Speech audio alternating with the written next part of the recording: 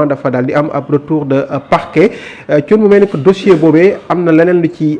feeñ mooy que ki nga xam ne moo di Badara dañuy gis ab koppar bu toll ci 9 millions de francs CFA yoo xam ne daal jot nañ ko daal li nga xam ne rek moo di envoyé ñu bëri nag jàpp ne daal mbir mi ni ñu ko yaakaare woon mën na également am beneenu tournure ak ni ñu ko foogeewul woon. bon xam nga enquête moom toujours. soo nekkee sous enquête. L'enquêteur bu jàppee ne gis na lu bees loo xamante ni xelam tee na si yoon may na ko mu tijji ci loolu wala mu demander wala mu informer procureur et maintenant au procureur de déterminer de la suite ndax dañuy tijji une information pour saytu loolu lan la wala dañuy naan non lii du dara léegi pour leeral nit yi nga xamante ni tey mën nañ la jàpp pour jaay yamba bu ñu fekk sa poche benn joint par exemple nga dem yoon bu jàppee la loolu xam nga loolu détention de chanvre indien la. À usage de consommation par exemple joint bi da nga koy tux loolu détention de chanvre indien à usage de consommation mais nga dem sa téléphone bi lay jàpp bu yaa ngi ak moom ñu fouillé ko gis ne yaa ngi ci essentiel ay nit yoo xamante ni bu ñu xoolee dafa mel ni réseau de trafic de drogue international nga ciy def ñu yorta ko mën nañ viser pour xool est-ce que concrètement y a pas de trafic de drogue international boo xamante ne yow da nga ci laale au-delà de joint bu ñu fekk sa poche xam nga joint moo tax ñu jàpp la et ce joint là su dee lee amul dañ lay àtte pour détention de chanvre indien détention pas ay achat wala détention de chanvre indien à usage de consommation soo moytu li lay tëj ay une semaine wala 2 semaines matul au moins li ci ëpp façon yi ma gis tribunal donc léegi su boobaa bu fekkente ne téléphone bi gis nañu si loo xamante ne suspicion la yéena seen suspicion d'accord mën nañu tijji information wala informer procureur wax ko am na lu ñuy gis joxtu nañ léegi nag pour dire ces 9 millions yu ñuy wax tekkiwul ne waa ji da ci nekk ci jubadi. ok police waxul loolu. procureur waxu ko. mais gis gars yi nga xamante ne dañuy gaaw naan woy fekk nañ ci téléphone ak ay xaw ma ñaata waxul loolu dañ ne diggante diir bii ak diir bii gis nañu ne lu mat 1 million jot na ko recevoir. waaw ñu ne xaalis bi léegi fan la jógee. est-ce que dafa am ki koy jox pour muy def dara loo xamante ni dafa am rapport ak lii ñu koy muy wax ci télé yi et cetera loolu moo tax léegi nag bu ñu vérifier gis ne xaalis boo xamante ne légitime licite bu licité yoonu justice nekku ci. du dëgg. voilà léegi loolu laa bëgg bu leeree bu di dafa licite yoonu justice nekku ci. justice du ci enquête parce que xaalis bu licite loolu la ñuy xool l'origine licite et la destination de ces fonds parce que man cuun mën na encaisser xaalis boo xamante ci biti réew wala feneen nit koo xamante daf may jox pour ma koy utiliser pour am lu ma def d'accord léegi su dee loolu am na cuun soo xoolee xaalis bu gis ne cuun loolu lay doy xaalis boobu cuun la mënul set mais bu dee gis nga xaalis bi cuun day liggéey wala ay nit lay liggéeyal mu leen di fay ñu koy fay di ko envoyer par Wave boobu nekk ay 2 millions 3 millions da nekk 10 millions yoonu état yoonu police nekk ci parce que loolu sama xaalis la sinon c'est pour dire sa compte bu nekk sa téléphone ñaata nga dajale yow par weer lu ngay jot parce que 1 million est-ce que yow bu dee lew na yoon kenn nekk ci léegi nag bu dee am na benn bu ci lew di nga xamante ni mën na jàpp ne way dañ la koy jox pour nga am loo ciy def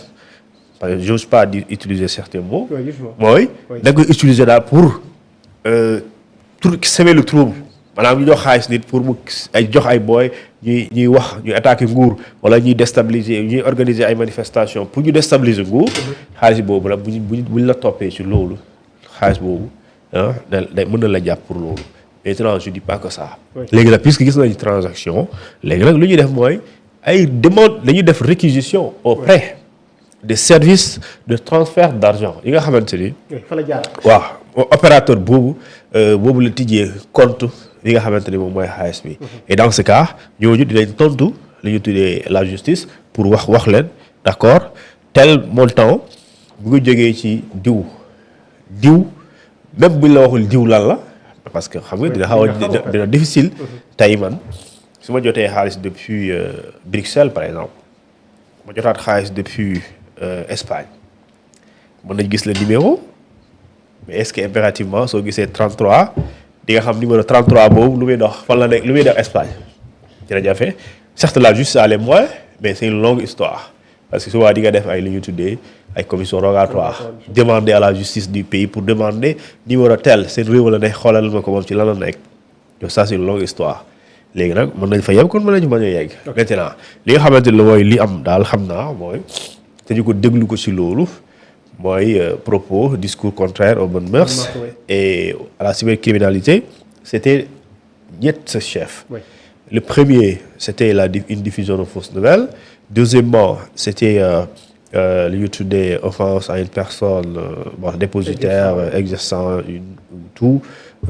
les prérogatives du président de la République ak lu ñu tuddee propos discours contraire aux bonnes mœurs article 319 du code pénal sénégalais. Léegi après à la cybercriminalité il a été déchargé de ces deux-là ñu retenir propos contraire aux bonnes mœurs ce qui lui a valu d'ailleurs une garde à vue ñu téye ko mu dem le lendemain ñu def un complément d'enquête. Et ce complément d'enquête moom moo indi genre lu ñu tuddee c'est mon xaalis boobu loolu mais à ce qu'il paraît il a refusé dafa bañ